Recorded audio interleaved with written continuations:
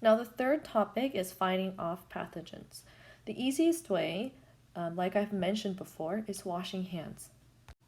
If you wash your hands really well, your possibility of getting all these pathogens into your body is going to be significantly less. Now, however, we can't prevent all these diseases by just washing hands. So people came up with this thing called vaccinations. Usually vaccines can be either an injection, oral or nasal vaccines. And injection is going to be the most common one. So you would go and get flu shots and things like that. With oral and nasal vaccines, they're not as common as injections just because you're using live pathogens. For injection, usually you're going to use inactive pathogens, so they're not going to be as strong as the live pathogens, so your symptoms may not be so severe. Usually, doctors would recommend injections for young kids or elderlies because if your body is not as strong or if your immune system is not as strong, having a live pathogen can be very harmful actually to your body because you can't handle them. But if you have inactive pathogens as a baby or as an elderly, your body may be able to fight those pathogens off easily.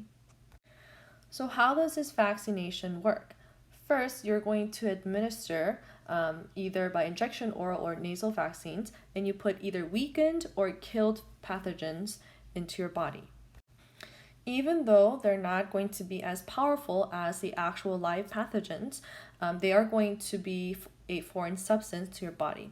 So your immune system is going to be activated and they're going to produce memory T cells and memory B cells, and also antibodies are going to be produced from the B cells. So basically, your B cells are going to say, hey, these are going to be harmful, I'm going to put the stickers, and then T cells are going to go ahead and kill those pathogens. And because they're already either weakened or killed, they're not going to be as effective in terms of invading your body. So your cells are going to be able to kill those pathogens and overcome those pathogens easily. Now, once we have those pathogens introduced to your body, we talked about how they remember, and the next time they enter into your body again, they're going to be able to deal with those pathogens more effectively and efficiently. So the blank would be if a live pathogen enters the body later. Memory cells, so memory B and memory T, both of those memory cells are going to help the body to fight off the same pathogen. Now, why is vaccination so important? A lot of people, especially in the recent generation, people refuse to get vaccination. But vaccination is actually very important. Why is it important? I'm going to put a little star next to vaccination, and I'm going to write it on the side. Okay, why is it important? The main reason why it's important is that it helps others who are vulnerable to those to not get the disease. So for example, you may not be affected so much, but because you are vaccinated, you're not going to spread the disease to people around you. In recent years, we had measles breakout, we have different smallpox and stuff like that.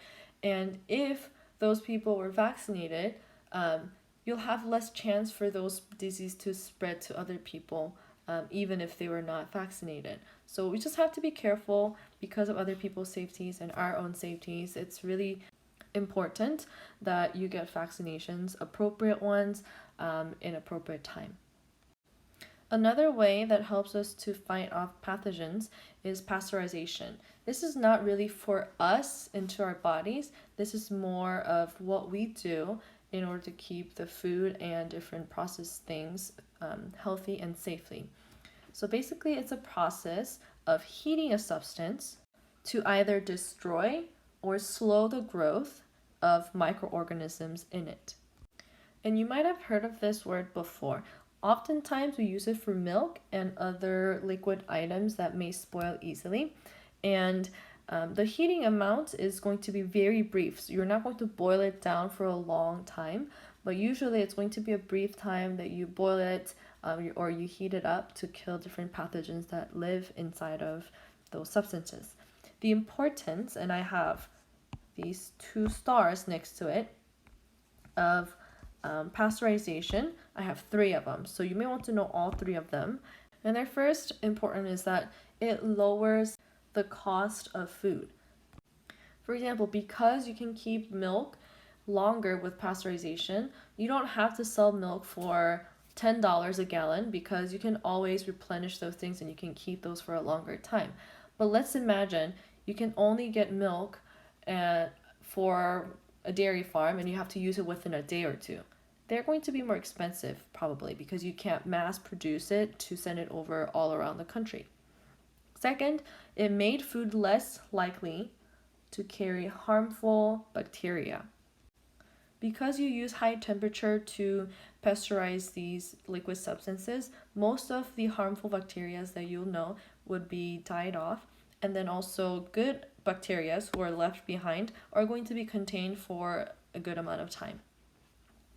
The last importance that we have is that it keeps food fresh longer.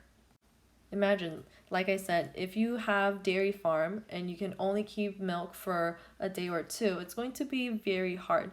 But because we have pasteurization available, now we can send off dairy products to all over the country. I mean, you have to keep it nice and cold and fresh, but it still allows you to drink milk for a period of time that is not just 1 day or 2 days.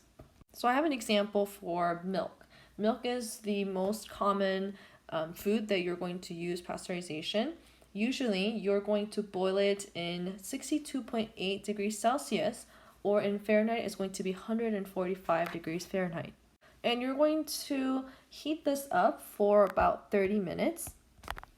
Or if you want to make it a quick pasteurization process, you're going to boil it in 172.8 degrees Celsius. And that's about 343 degrees Fahrenheit. And when you're using that high temperature, because it's going to be very hot and intensive, you're going to only process this for about 15 seconds. Sometimes you're going to find sterilized milk that you can keep it on your shelves. They're going to be processed in about 141 degrees Celsius or about 286 degrees Fahrenheit. And it goes through about 1 or 2 seconds. And because they kill most of these harmful bacteria, because it's just so high in temperature, you can enjoy your milk. You don't have to put it inside of a fridge to keep it fresh, but until you open it, you can store it in room temperature. Antibiotic is a great way to fight off certain pathogens, and oftentimes you're prescribed to take antibiotics for different bacterial diseases. So let's take a look at it. Antibiotic, by definition, is a chemical that kills bacteria or prevents them from reproducing. Which means when you take antibiotics, it's basically to either lessen the actual number of bacteria by killing or just helping them to reproduce it less so that your body can fight off those bacteria. One thing to remember for antibiotic is that this is only for bacteria. You can only use it for bacteria and not for other pathogens. So it doesn't work for viruses, it doesn't work for protists or fungi. So you can't kill any of these other pathogens that are not bacteria. So for example, if you have influenza or flu, another name, you can't take antibiotics because it's not one of those bacterial diseases. Although it is very helpful to have antibiotic, we do have limitations in using it. So when you're taking a lot of them, it may not be as effective when you overuse it. Your antibiotics may kill the weakest bacteria, but it may not be able to kill the stronger ones. And if you still have the strong ones, they may reproduce quickly and actually make you still sick. Also, once the bacteria encounters a type of antibiotics, they're going to go ahead and change their genetic structure so they can fight off the same kind of antibiotic in the future. Also, you can develop resistance, which means if you use the same antibiotics for a same kind of bacteria, it may not work in the future. Your bacteria would already know that this is something that's going to kill them, so they quickly work against it.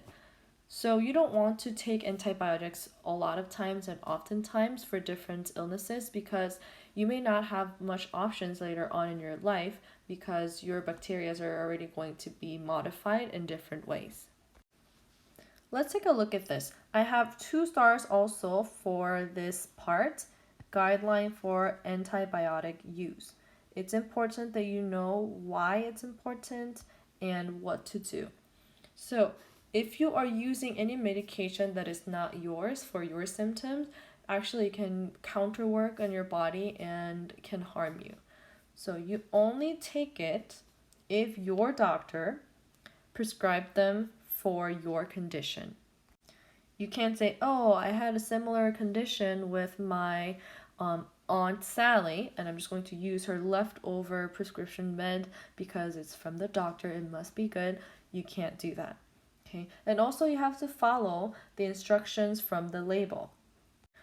So if the label is directing you to take it, let's say before every meal or every 4 hours, you have to keep those. You can't overdose them, and if you take less than that, it may not be so effective in terms of your condition. Number 3, take the medication for the prescribed duration. Let's say the doctor prescribed the medicine for a whole week. After taking it about 2 or 3 days, you start feeling better, and you may say, oh, I don't need to take this medicine again or anymore because I feel better. But there's a reason why you need to continue taking the medicine even if you feel better, because your body may be doing well, but if you don't have that constant support, it may not be able to fight off completely. So you may actually have those symptoms back, and by the time you have those, your pathogen may already have changed structure, and your same antibiotics may not work for this second time around. Number 4, if you're taking any prescriptive medicine or antibiotics, notify your family if you experience any side effects. It may be helpful for them to know if you have any nausea or if you have any rashes, because that means you may have allergic reaction to it, or it may not be suitable for your body condition. So you need to let them know so they can either call your doctors or monitor you and see if you have any further symptoms. And that may really save you from having more severe conditions. Now, number 5, important. Never take someone else's prescriptive medicine. I've mentioned it on number 1 as well, but if you are taking someone else's, you never know if it's actually the same type of bacteria, if it's same kind of dosage, depending on your age or gender or weight and height. Everything is going to be different. So just remember that don't take other people's prescriptive medicine. It's only you and your medicine. Other than taking medication or getting vaccination, you can also fight off pathogens at home, and this is what we're doing in a lot of our homes already because of our condition. First and foremost, use your common sense. Wash your hands after and before each meal, after you come back from outside, after you touch different surfaces, and so forth. So use your common sense to keep yourself and your family healthy. One of the easiest ways to keep your family and yourself safe at home is to use household disinfectants. And I'm not saying use a lot of harmful chemicals. There's plenty of ways to use natural sources to keep your house clean. A lot of times lemon, baking soda, and things like that. And you can also rinse and cook your food thoroughly. Some of these bacteria are going to be on different produce and maybe meat. So if you rinse or wash your fruits and veggies thoroughly, and also cook your meat and different food items, dairies thoroughly, you're going to reduce the risk of having those pathogens and bacteria and protists and fungi entering into your body. Last but not least, it's important that you keep good hygiene.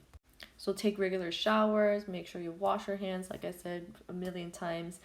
Make sure you're taking good care of your body. Wash your clothes often, and so forth. So here are some questions for you to answer for lesson 6.2. I have 239, page 239, 1, 2, and 3. It has what are 2 possible reasons why so many people get communicable diseases. So you can write 2 different reasons why people would get communicable diseases. And are you more likely to get a disease caused by bacteria or fungi? And you have to explain your answer. So think about it just in terms of how abundant they are, what are more common, and so forth. And for number 3, how does vaccinating children protect others from diseases? I have briefly mentioned it in the video. If you're not so sure, you can scroll back and listen to the importance of having vaccination. And once you're done with all these questions, I want you to go back to your objective questions and see if you can answer those questions too, because those are really the key point and main part of this lesson. So review, and maybe you can tell either your siblings or your parents about what you have learned from this lesson and briefly go over the content. You can either type or write down the answers for this, and you can submit it on Google Classroom.